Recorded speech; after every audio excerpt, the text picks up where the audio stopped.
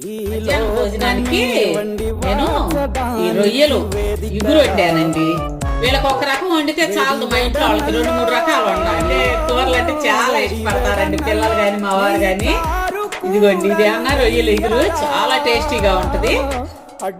ఇది రొయ్యల ఫ్రై, రొయ్యల ఫ్రై కూడా బాగుంటది.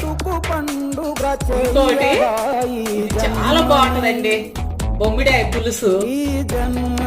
వాళ్ళంతా సీ ఫుడ్డే, చికెన్ అదేం లేదనమాట.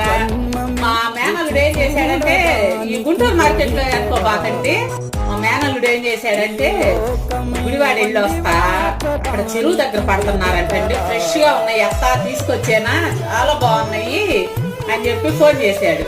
ఫోన్ చేస్తే తీసుకురాయ్యా, అక్కడే ఇక్కడైనా తీసుకునేదే కదా మనం, బాగా ఫ్రెష్ గా ఉంటే ఇంకా బాగుంటాయి తెమ్మన్నాను.